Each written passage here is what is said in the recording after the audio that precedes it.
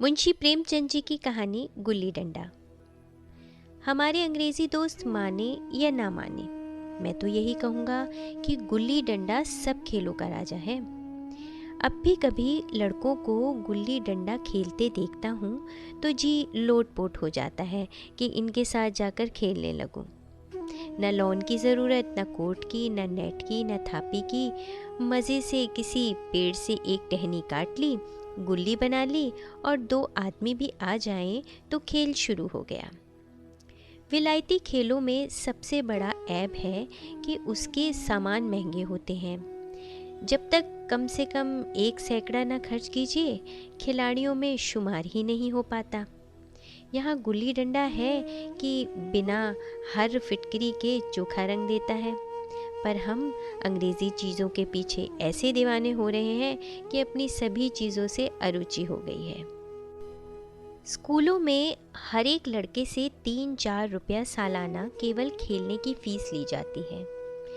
किसी को ये नहीं सोचता कि भारतीय खेल खिलाएं जो बिना दाम कौड़ी के खेले जाते हैं। अंग्रेज़ी खेल उनके लिए हैं जिनके पास धन है। गरीब लड़कों के सिर क्यों ये व्यसन मरते हो? ठीक है, गुल्ली से आँख फूटने का भय रहता है, तो क्या क्रिकेट से सिर फूट जाने, तिल्ली फट जाने, टांग टूट जाने का भय नहीं रहता? अगर हमारे माथे में गुल्ली का दाग आज तक बना हुआ है, तो हमारे कई दोस्त ऐसे भी हैं जो थापी को बैसाखी से बदल बैठे। ये अपनी अपनी रुचि है। मुझे गुल्ली ही सब खेलों से अच्छी लगती है और बचपन की मीठी स्मृतियों में गुल्ली ही सबसे मीठी है। वो प्रातःकाल घर से निकल जाना, वो पेड़ पर चढ़कर टहनियाँ काटना और गुल्ली डंडे बनाना, वो उत्साह, वो खिलाड़ियों के जमघटे, वो पदना और पदाना, वो लड़ाई झगड़े, वो सरल स्वभाव जिससे छूत अछूत अमीर गरीब का बिल्कुल भेद न रहता था, जिसमें अमीराना चोचलों के प्रदर्शन की अभिमान की गुंजाइश ही नहीं थी। ये उसी वक्त भूलेगा जब जब घर वाले बिगड़ रहे हैं, पिताजी चौके पर बैठे वेग से रोटियों पर अपना क्रोध उतार रहे हैं, अम्मा की दौड़ केवल द्वार तक है, लेकिन उनकी विचारधारा में मेरा अंधकारमय भविष्य टूटी हुई नौका की तरह डगमगा रहा है और मैं हूँ कि पदाने में मस्त हूँ। न नहाने की सुधि है न खाने की। गुल्ली है तो ज़रा सी, पर उसमें दुनिया भर की मिठाइयों की मिठास और तमाशों का आनंद भरा हुआ है। मेरे हमजोलियों में एक लड़का गया नाम का था। मुझसे 2-3 साल बड़ा होगा।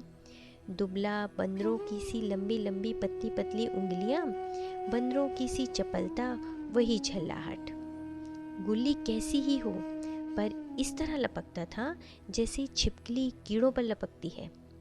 मालूम नहीं उसके माँ बाप थे या नहीं, कहाँ रहता था, क्या खाता था, पर था हमारे गुल्ली क्लब का चैंपियन। जिसकी तरफ वो आ जाए उसकी जीत निश्चित थी। हम सब उसे दूर से आते देख उसका दौड़कर स्वागत करते थे और अपना गोइयाँ बना लेते थे। एक दिन मैं और गया 2 ही खेल रहे थे। वो पदा रहा था, मैं पद रहा था, मगर कुछ विचित्र बात है कि पदाने में हम दिन भर मस्त रह सकते हैं, पदना 1 मिनट का भी अखरता है।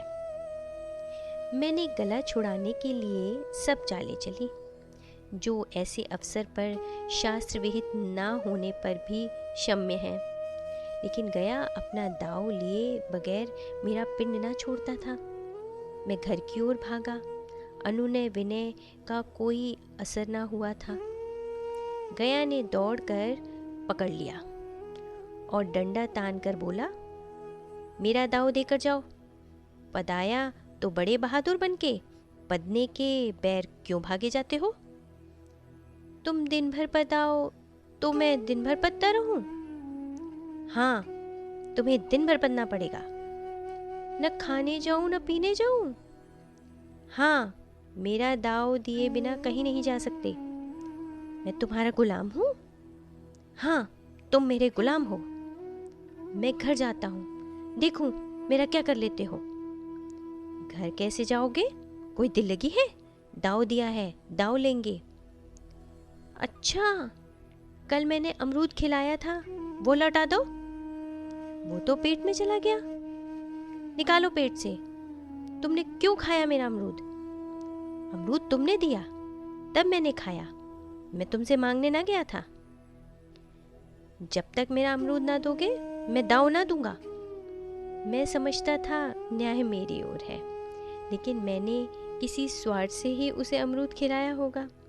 कौन निस्वार्थ किसी के साथ सलूक करता है? भिक्षा तक तो स्वार्थ के लिए देते हैं। जब गया ने अमरूद खाया तो फिर उसे मुझसे दाव लेने का क्या अधिकार है? रिश्वत देकर तो लोग खून बचा जाते हैं। ये मेरा अमरूद यूं ही हजम कर जाएगा? अमरूद पैसे के 5 वाले थे, जो गया के बाप को भी नसीब ना होंगे। ये सरासर अन्याय था। गया ने मुझे अपनी ओर खींचते हुए कहा, मेरा दाव देकर जाओ, अमरूद समरूद मैं नहीं जानता। मुझे न्याय का बल था, वो अन्याय पे डटा हुआ था। मैं हाथ छुड़ाकर भागना चाहता था, वो मुझे जाने ना देता। मैंने उसे गाली दी, उसने मुझे उससे कड़ी गाली दी, और गाली ही नहीं, एक चाटा जमा दिया। मैंने उसे दांत काट लिया, उसने मेरी पीठ पर डंडा जमा दिया। मैं रोने लगा। गया मेरे इस अस्त्र का मुकाबला न कर सका। मैंने तुरंत आंसू पोंछ डाले, डंडे की चोट भूल गया और हंसता हुआ घर जा पहुंचा। मैं थानेदार का लड़का एक नीच जात के लौंडे के हाथों पिट गया, ये मुझे उस समय भी अपमानजनक मालूम हुआ, लेकिन घर में किसी से शिकायत ना की। उन्हीं दिनों पिताजी का वहाँ से तबादला हो गया। नई दुनिया देखने की खुशी में ऐसा फूला कि अपने हमजोलियों से बिछुड़ जाने का बिल्कुल दुख न हुआ। पिताजी दुखी थे, वह बड़ी आमदनी की जगह थी। अम्मा जी भी दुखी थीं। यहाँ सब चीज़ सस्ती थी और मोहल्ले की स्त्रियों से घराव सा हो गया था, लेकिन मैं मारे खुशी की फूला न समाता था। लड़कों में जीत उड़ा रहा था। वहाँ ऐसे घर थोड़े ही होते हैं, ऐसे ऐसे ऊंचे घर हैं कि आसमान से बातें करते हैं। वहाँ के अंग्रेजी स्कूल में कोई मास्टर लड़कों को पीटे तो उसे जेल हो जाए। मेरे मित्रों की फैली हुई आंखें और चकित मुद्रा बतला रही थी कि मुझसे उनकी निगाह में कितनी स्पर्धा हो रही थी। मानो कह रहे थे, तू भगवान हो गया भाई, जाओ, हमें तो इसी उजड़ गांव में जीना भी है और मरना भी। 20 साल गुजर गए। मैंने इंजीनियरिंग पास की और उसी ज़िले का दौरा करता हुआ उसी कस्बे में पहुंचा और डाक बंगले में ठहरा। उस स्थान को देखते ही इतनी मधुर स्मृतियां हृदय में जाग उठीं कि मैंने छड़ी उठाई और कस्बे की सैर करने निकला। आंखें किसी प्यासे पथिक की भांति बचपन की उन क्रीड़ा स्थलों को देखने के लिए व्याकुल हो रही थी। उस परिचित नाम के सिवा वहाँ और कुछ परिचित ना था। जहाँ खंडर था वहाँ पक्के मकान खड़े थे, जहाँ बरगद का पुराना पेड़ था वहाँ अब एक सुंदर बागीचा था। स्थान की काया पलट हो गई थी। अगर उसके नाम और स्थिति का ज्ञान न होता तो मैं उसे पहचान भी ना सकता। बचपन की संचित और अमर स्मृतियाँ बाहें खोले अपने उन पुराने मित्रों से गले मिलने को अधीर हो रही थीं, मगर वह दुनिया बदल गई थी। ऐसा जी होता था कि उस धरती से लिपट कर रोऊं और कहूं, तुम मुझे भूल गई, मैं तो अब भी तुम्हारा वही रूप देखना चाहता हूँ। सहसा एक खुली जगह पर मैंने 2-3 लड़कों को गुल्ली डंडा खेलते देखा। एक क्षण के लिए मैं अपने को बिल्कुल भूल गया कि मैं एक ऊंचा अफसर हूँ, साहबी ठाठ में, रौब और अधिकार के आवरण में। जाकर एक लड़के से पूछा, क्यों बेटे, यहाँ कोई गया नाम का आदमी रहता है? एक लड़के ने गुल्ली डंडा समेटकर सहमे हुए स्वर में कहा, कौन गया? गया चमार? मैंने यूं ही कहा, हाँ हाँ वही। गया नाम का कोई आदमी है तो शायद वही हो। हाँ है तो ज़रा उसे बुला सकते हो? लड़का दौड़ता हुआ गया और एक क्षण में एक 5 हाथ के काले देव को साथ लिए आता दिखाई दिया। मैं दूर से ही पहचान गया। उसकी ओर लपकना चाहता था कि उसे गले लिपट जाऊं, पर कुछ सोचकर रह गया। बोला, कहो गया, मुझे पहचानते हो?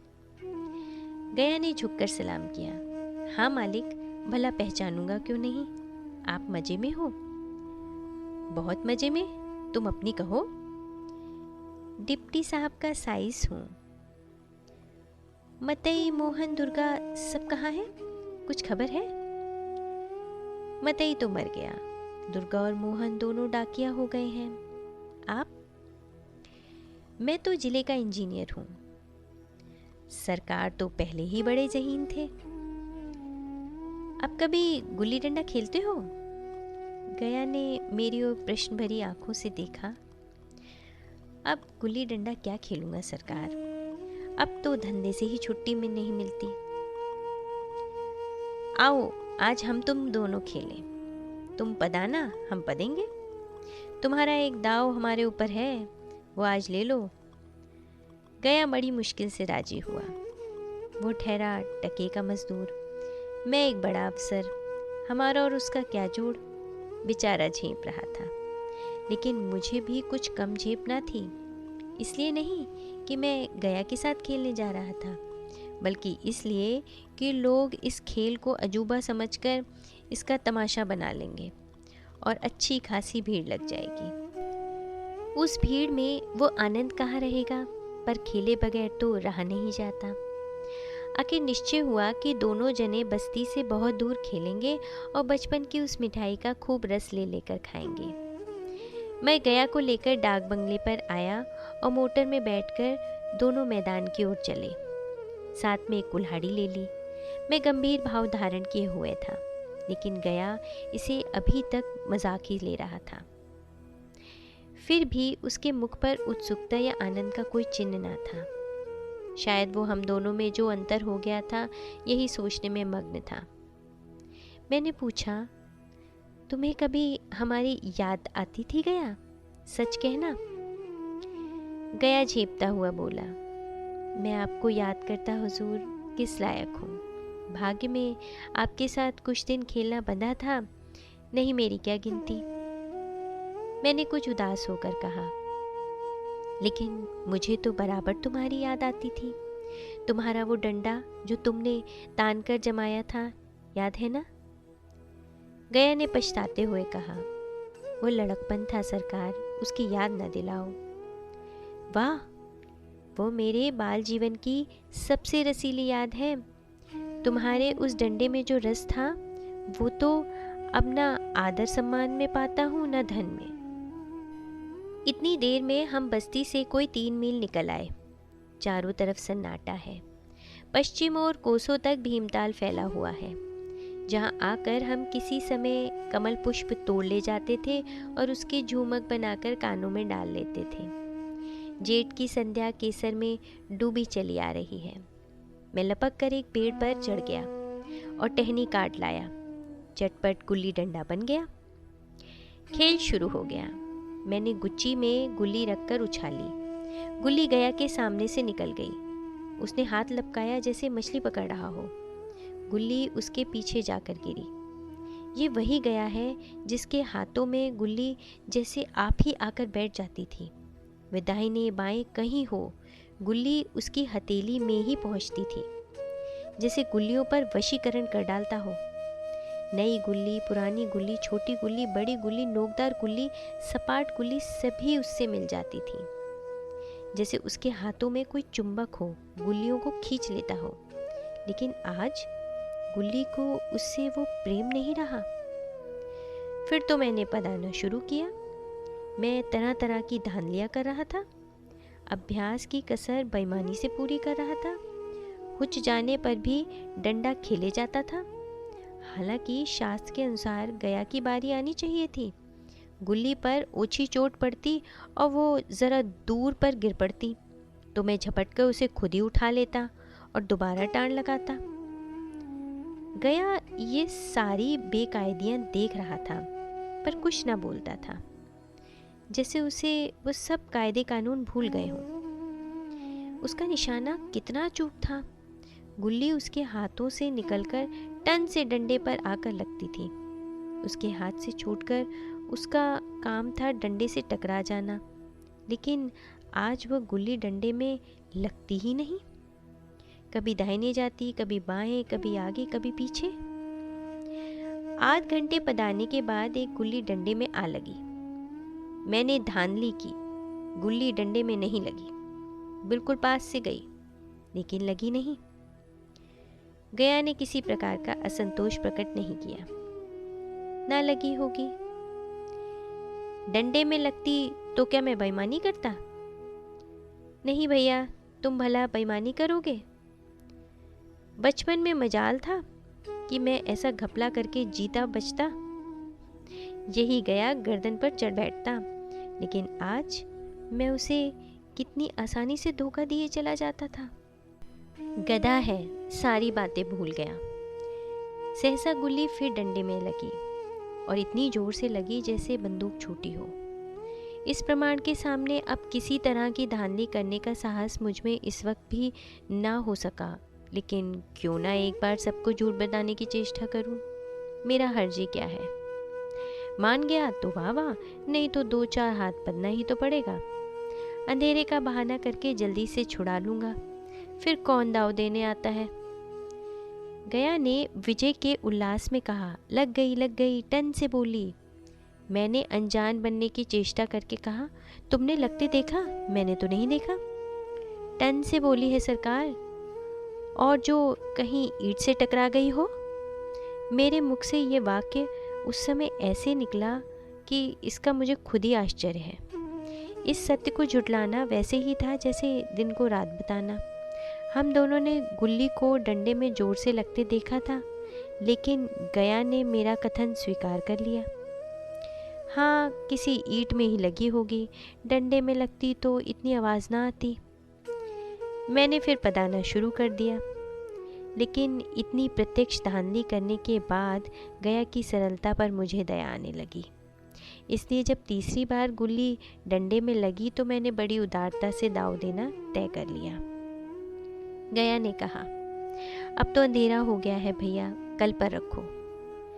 मैंने सोचा कल बहुत सा समय होगा, ये न जाने कितनी देर पदाए, इसलिए इसी वक्त मामला साफ कर लेना अच्छा होगा। नहीं, अभी बहुत उजाला है, तुम अपना दाव ले लो, गुल्ली सूझेगी नहीं। कुछ परवाह नहीं। गया ने पदाना शुरू किया, पर उसे अब बिल्कुल अभ्यास न था। उसने 2 बार टाण लगाने का इरादा किया, पर दोनों ही बार हुच गया। 1 मिनट से कम में वह दाव खो बैठा। मैंने अपनी हृदय की विशालता का परिचय दिया। एक दाव और खेल लो, तुम तो पहले ही हाथ में हुच गए। नहीं भैया, अब अंधेरा हो गया, तुम्हारा अभ्यास छूट गया, कभी खेलते नहीं। खेलने का समय ही कहाँ मिलता है भैया। हम दोनों मोटर पर जा बैठे और चिराग जलते जलते पड़ाव पर पहुंच गए। गया चलते चलते बोला, कल यहाँ गुल्ली डंडा होगा, सभी पुराने खिलाड़ी खेलेंगे, तुम भी आओगे? जब तुम्हें फुर्सत हो तभी खिलाड़ियों को बुलाऊं। मैंने शाम का समय दिया और दूसरे दिन मैच देखने गया। कोई 10-10 आदमियों की मंडली थी। कई मेरे लड़कपन के साथ ही निकले। अधिकांश युवक थे जिन्हें मैं पहचान न सका। खेल शुरू हुआ। मैंने मोटर पर बैठे बैठे तमाशा देखा। आज गया का खेल, उसका नैपुण्य देखकर मैं चकित हो गया। टाण लगाता तो गुल्ली आसमान से बातें करती। कल किसी वो झिझक, वो हिचकिचाहट, वो बेदिली आज न थी। लड़कपन में जो बात थी आज उसने प्रौढ़ता प्राप्त कर ली थी। कहीं कल इसने मुझे इस तरह पदाया होता तो मैं ज़रूर रोने लगता। उसके डंडे की चोट खाकर गुल्ली 200 गज की खबर लाती थी। पदने वालों में एक युवक ने कुछ धांधली की। उसने अपने विचार में गुल्ली लपक ली थी। गया का कहना था गुल्ली ज़मीन में जाकर लगी है। इस पर दोनों में ताल ठोकने की नौबत आ गई। युवक दब गया। गया का तमतमाया हुआ चेहरा देखकर डर गया। अगर वो दब न जाता तो ज़रूर मारपीट हो जाती।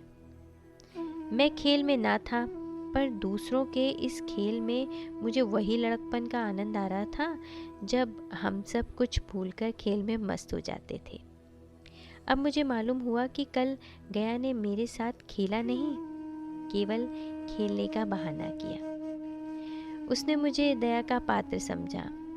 मैंने धांधली की, बेईमानी की, पर उसे ज़रा भी क्रोध ना आया, इसलिए कि वो खेल ना रहा था, मुझे खिला रहा था, मेरा मन रख रहा था। वो मुझे पदाकर मेरा कचूमर नहीं निकालना चाहता था। मैं अब अफसर हूँ। ये अफसरी मेरे और उसके बीच में दीवार बन गई है। मैं अब उसका लिहाज पा सकता हूँ, अदब पा सकता हूँ, साहचर्य नहीं पा सकता। लड़कपन था, तब मैं उसका समकक्ष था। ये पद पाकर अब मैं केवल उसकी दया योग्य हूँ। वो मुझे अपना जोड़ नहीं समझता। वह बड़ा हो गया है, मैं छोटा हो गया हूँ। मुंशी प्रेमचंद जी की कहानी गुल्ली डंडा। कथावाचक निधि से।